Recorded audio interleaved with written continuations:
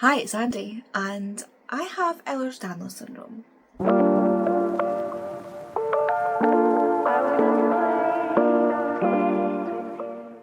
Yes, I have Ehlers Danlos syndrome, and this is a video that is a slight changeover from what you are used to seeing from me. Normally you would see bookish content from me, but the intention of my channel revamp this year was to do a lot more to do with both my bookish side and also to do with disability, specifically with Ehlers Danlos syndrome. What I want to do is a series of videos where I kind of go over and explain to you and give you some more information on what Ehlers Danlos syndrome is, specifically hypermobile Ehlers Danlos syndrome, as that is the type of Ehlers Danlos syndrome I have, but I will go over that with you in just a second. For a lot of my resources on here, I will be using the Ehlers Danlos Society website and also this book here that you see behind me, which is Understanding Hypermobile Ehlers Danlos Syndrome and Hypermobile Spectrum Disorders.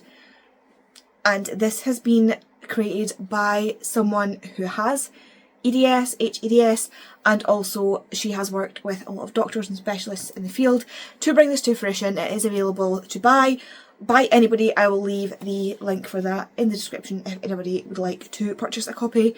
If you have EDS, if you are a medical professional who is interested, you know, anybody can buy it. Like I said, it is not behind any walls. You don't have to have any sort of qualifications to get it.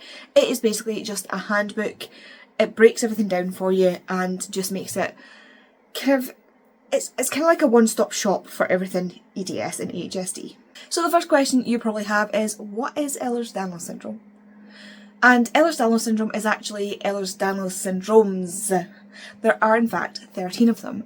Now, I am going to name all 13 of them because although I will be mostly talking about hypermobile Ehlers Danlos syndrome, again, that's what I have and that is the one I know most about. I know pretty much nothing about the rest of them because the rest of them are very rare and they are much less known about. I do want to go through and name them all just so that you know what they are and just so they get a little more awareness. They are, like I say, rarer. Some of them are down to one singular family line who have them, and that's how we know about them. And I think that just even giving them a name, giving them the awareness of giving them a name is something that I should be doing. And I thought it would give you a good laugh at the start of the video to hear me try and pronounce a couple of these names. Not that the disease is funny, but me trying to say words is funny, so here you go. We have hypermobile, classical, vascular, periodontal, kyphoscoliotic, spondylodysplastic, brittle cornea syndrome, arthrochalasia, musculocontractural, classical-like, dermatosparaxis, myopathic, and cardiac valvular. I did better at that. This is like the sixth time I've tried to say it, some of these words, so I'm doing better this time. And one of the things that all of these have in common, one, they were discovered by Ehlers and Danlos, hence the Ehlers Danlos syndromes, and they are all a misfunction, as it were, a genetic misfunction of some kind of your connective tissue, specifically of the collagen. They're all variations on a theme, as it were. Now, as I said, I have hypermobile Ehlers Danlos syndrome. You will hear me say that a lot. Just want to remind you that I have hypermobile Ehlers Danlos syndrome. That is what I will be talking about. That is the one I know the most about. I know pretty much nothing about the others. So that is generally when I'm speaking about it, that is what I'll be speaking about. I will also be speaking about mostly my experience or the experience of others that have told me about their experience, because everybody who has this condition has a different variation of the condition. Like, everybody experiences it in a different way, and so I can speak from my experience, but my experience may differ from someone else. Actually, my experience will absolutely differ from someone else's experience. We will have crossovers, of course, but day to day my experience changes, hour to hour my experience changes, and so, you know, don't take my experience as the experience. So hypermobile Ehlers Danlos syndrome in itself, or HEDS, as I'm going to shorten it to, because saying hypermobile Ehlers Danlos syndrome constantly is going to be difficult. HEDS is the most common of the whole EDS family, and that makes up 90% of all EDS cases. So of all EDS cases, 90% of those EDS cases are hypermobile EDS. And that's what I was saying. Some of these cases of EDS, some of these types, are only found in one singular family line. Like these genetic mutations. It's mind-bogglingly just incredible, like fascinating, but also terrifying. HEDS is thought to be found in 1 in 3,100 to 1 in 5,000 people. And that gives it a sort of, I worked it out to be around 0.03% of the population, which 1 in 3,100 to 1 in 5,000 sounds like a lot, and it is relatively a lot, but like 0.003, I mean, my math isn't great, but like, I still think that's not a lot of people. But it's still a lot of people because there's like 8 billion of us on the planet, so like, you know. But yeah, I will only be speaking about hypermobile Ehlers Danlos syndrome because that is what I have, that is what I know, so that is what I'm going to give you the explanation of. Now, you may also see behind me here, I've got some of my zebras out, and in my username, AZebraReads, I say zebra, and I know that's wrong, I know that's kind of the American way to say it, but it's a lot easier on my jaw muscles to say zebra than zebra. So please forgive me if I mispronounce it and you don't like it, just leave me alone. So yeah, you'll see a lot of zebra iconography when you look up EDS, and the reason for that is that the zebra has been sort of chosen as our mascot, and the reason for that is a very old saying from medical professionals, and that saying is, when you hear hoofbeats, think horses, not zebras. And that is unfortunately something that has caused a lot of issues within, especially people who have rare diseases or complex diseases. And I know it probably was intended to help, not harm, in the medical community, but it has unfortunately caused a lot of harm, especially with people who have complex or rare diseases. And that is that doctors will look for the most common and the easiest things to diagnose, and it should be that they get those things out of the way first and then go looking for something, you know, that's more complex. But a lot of the time what happens is that they ignore the more complex in favour of the easy, and we are the zebras, we are the more complex. I, for example, for years was diagnosed with a multitude of other things that all turned out to be, say it with me, hypermobile Ehlers Danlos syndrome. And that will be the story you will get from a lot of people who have EDS. They are diagnosed and diagnosed and diagnosed and re-diagnosed with so many different things until eventually one doctor takes a look at their medical history and goes, ah, okay, you have EDS. Or a geneticist takes a look at them and goes, ah, you have EDS. And yeah, it's fun. Not so much. Now, I mentioned a geneticist there, and EDS the EDSs are genetic mutations and genetic diseases. So EDS itself, or the EDSs, are 13 different genetic mutations that can happen, or 13 different conditions caused by different genetic mutations that affect collagen production. At the moment, all but one have genetic testing that can be done to identify which version of EDS that you have. Do we want to guess which one doesn't have the genetic testing yet? I'll give you a second. Have you guessed? Say it with me. Hypermobile Ehlers Danlos syndrome. Yes, HEDS does not currently have a genetic testing or genetic marker that we are aware of, that we know, that researchers have found to sort of know this is what causes the disease. The others have, some of them have one, some of them have multiple genetic markers that we know these are where the mutations are. We can pinpoint and say researchers, doctors, geneticists can pinpoint this is where the mutation is, and they can do genetic testing to say yes or no if you have one of these types of EDS. Unfortunately, that means that HEDS is much more difficult to diagnose, and this is where complications come in with the diagnostic difference between HEDS and HSD, which I will talk about later on in a different video, and I will talk about HSD in a second, so please do not feel discouraged if you think I'm ignoring HSD. I will get to that in just a quick second. Genetically as well, EDS does come in both forms. You have some that are autosomal dominant and autosomal recessive. Basically what that means is autosomal dominant, you only need one copy from one parent of the mutated gene for the disease to be expressed in you as the child of the parent who has the mutated gene. So you've got a 50-50 chance if your parent has the disease. So HEDS, the type I have, is autosomal dominant, so it means that I have a 50-50 chance of passing on to any children I may birth from my body.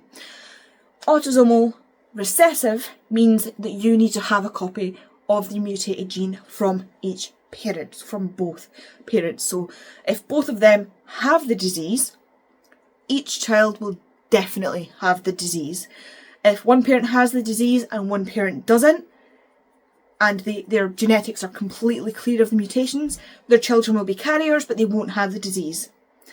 If one parent has the disease and one parent is a carrier for the disease, there's a 50-50 chance their child will have the disease. It's basically, it's kind of like blue eyes. If you've got one parent that's got brown eyes and one parent that's got blue eyes, depending on how your parent with brown eyes, their parents, if one of them's got blue eyes and one of them's got brown eyes, you've then got 50-50 chance again, blue eyes. Like my mum's got brown eyes, I've got brown eyes, my little brother and sister, blue eyes. It depends on which one's recessive and which one's dominant. So yeah, HEDS is a dominant, so it means that any kid I have has a 50-50 chance of getting the gene from me, which means that I definitely got it, I think, from my mum, because other members of her family have it. There's no genetic test for it yet, so we don't know. So I did say I would talk about HSD in a second, and second has passed. HSD is hypermobile spectrum disorder, and that is very, very closely put together with HEDS, and for very good reason. Now, there has been a lot of issues in the community with HEDS and HSD in a way that I'm not particularly happy with myself. So some people have been split currently into EDS or HEDS and HSD, and there is a line within the diagnostic criteria that decides that. Currently, that is because they are trying to find this genetic marker for HEDS, and you need to be very, very strict when you're trying to find genetics. And if you're looking for something that you don't know what you're looking for, you need to make damn sure that you know what you're looking for. That needle is in that haystack. If you just start throwing random things that might be similar in there, you're never going to find it. But HSD, or hypermobile spectrum disorder, is very, very similar to HEDS in a way that the symptoms are very, very similar. And I genuinely believe once we find the genetic marker for HEDS, that a lot of people who have been diagnosed with HSD will be put into the category of HEDS. And I feel like doctors using a diagnosis of HSD to remove or reduce the management of those patients, or to sort of minimise their symptoms in a way, or people in the community even, to minimise their symptoms, us versus them, it's not to be done. Absolutely not. If that's how you feel about it, you shouldn't be doing that. It's not an us versus them. It is, we should be a community, we should be working together. So that's where I fall on that. If you have HSD, if you have HEDS, I don't care. We should be working together on this. So yeah, until they find the gene, they unfortunately will split us up like that. And there will still be a split when they find the gene, but at least we will know then it's to do with actual proper criteria, rather than sort of a doctor has decided one is less severe than the other. And I say less severe like that because I know some people who have been diagnosed with just HSD who are in situations where it is plenty severe. And I know some people who have been diagnosed with HEDS, which just seem to be more severe, but are actually in a position where they are living their lives quite easily. It's, again, it's not an us versus them, so I hate that people are treating it like that. But symptoms wise, so the main sort of HEDS, HSD symptoms, from now on I will be saying HEDS, but please know I also include HSD in a lot of this. There are differences between HSD and HEDS, but again, I have HEDS, so I'll be referring to HEDS mostly because I know that one and I know my symptoms, etc. For the main symptoms, it does, like I say, affect your collagen, which affects your connective tissue. Now, collagen makes up everything in your body. Collagen is the building block of your body. It is the bricks and mortar of your body. It's the thing that makes up all of your tissues. So it makes up your skin, it makes up your nails, it makes up the connective tissue that holds together your insides, basically. It makes up your organs, it makes up your tendons, your muscles, your ligaments. It makes up even the enamel in your teeth.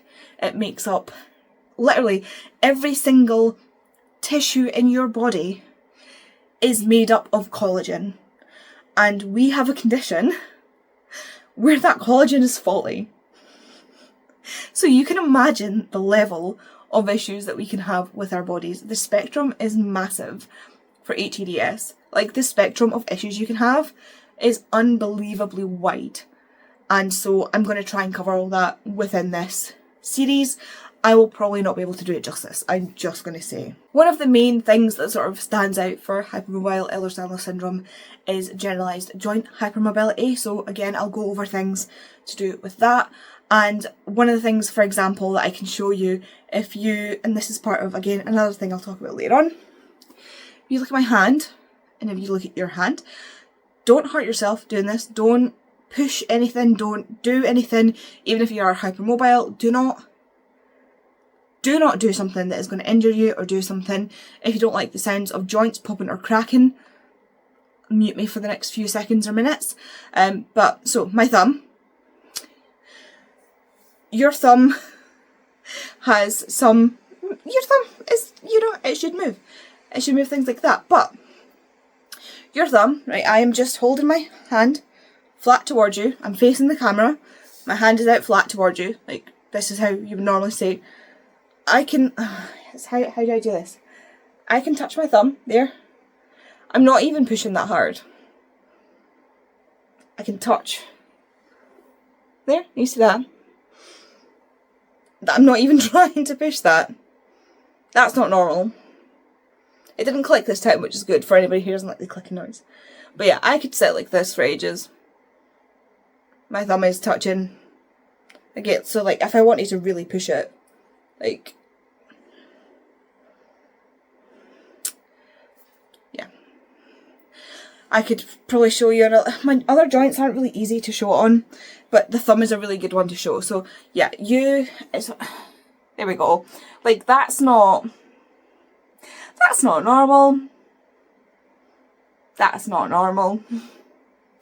Your joints shouldn't do that. I've had plenty of doctors tell me my joints shouldn't do that. That's a good example of a joint being hypermobile. Hypermobile, just from an etymology standpoint, means hyper is more than, mobile, to move.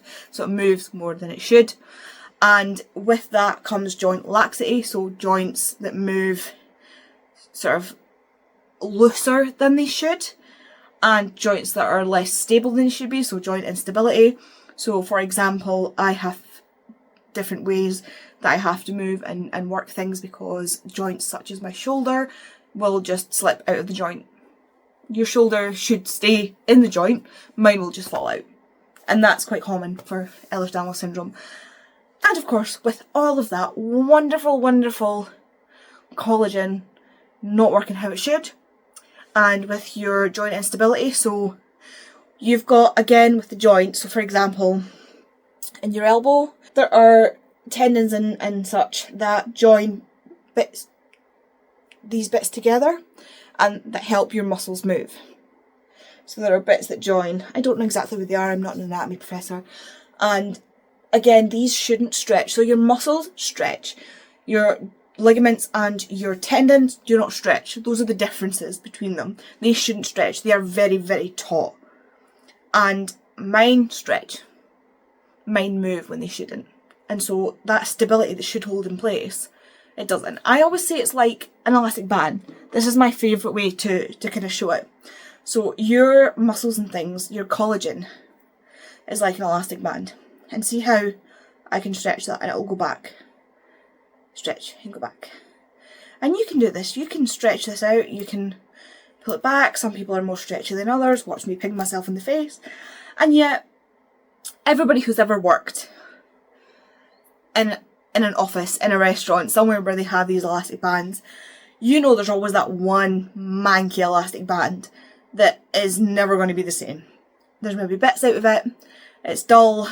It's overstretched. It's quite weak. It's just never, you know the one I mean. That's what my collagen's like.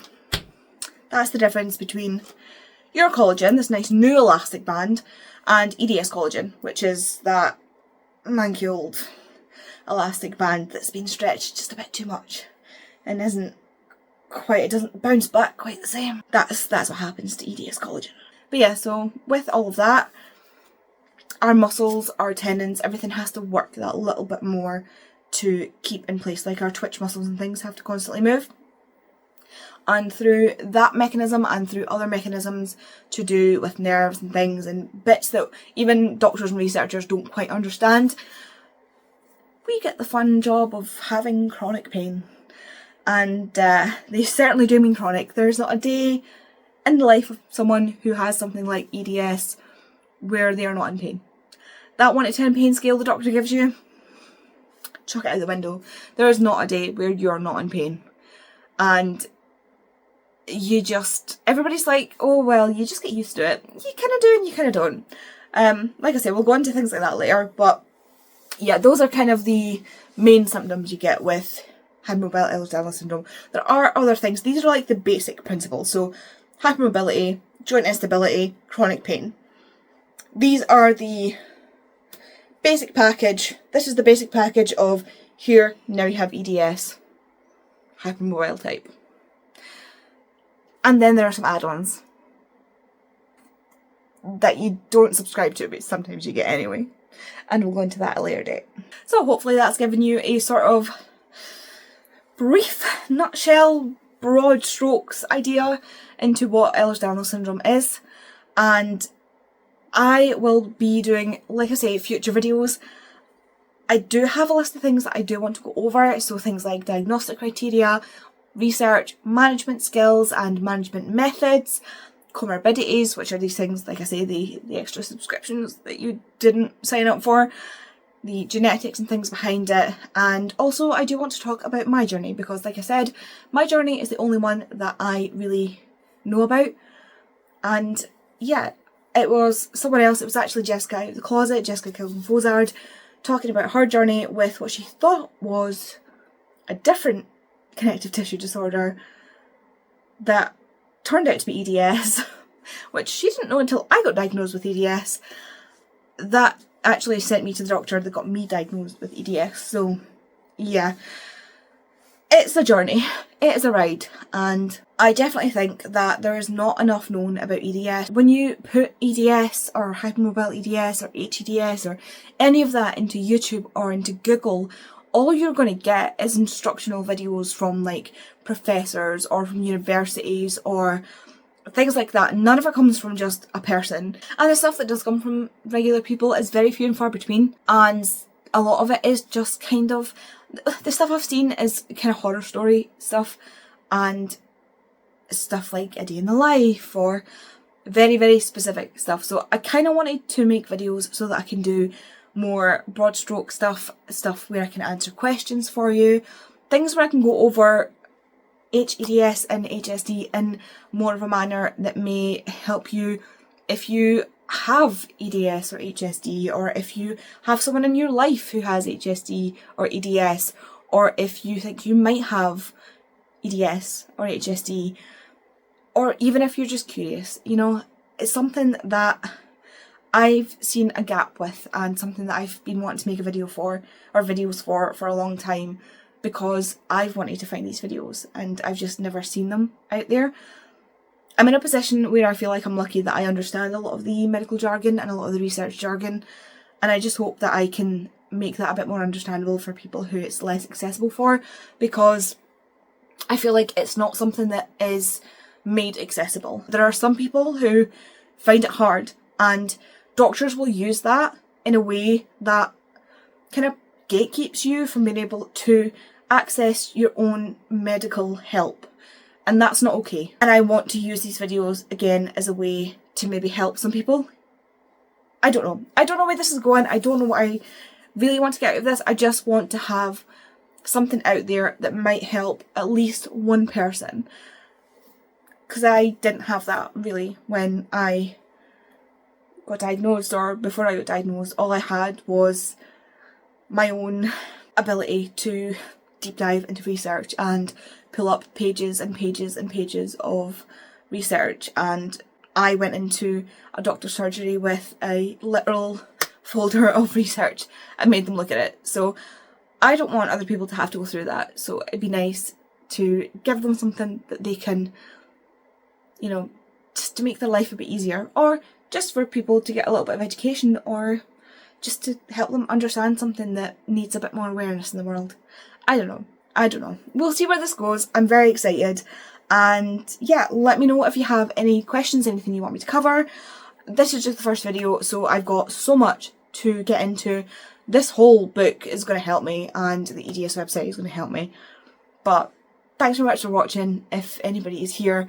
This is a very niche thing, but it's something that is very close to my heart, and I am very excited to get going with it. So thanks very much. Leave me a zebra in the comments if you're here, and I will see you in the next video. Bye.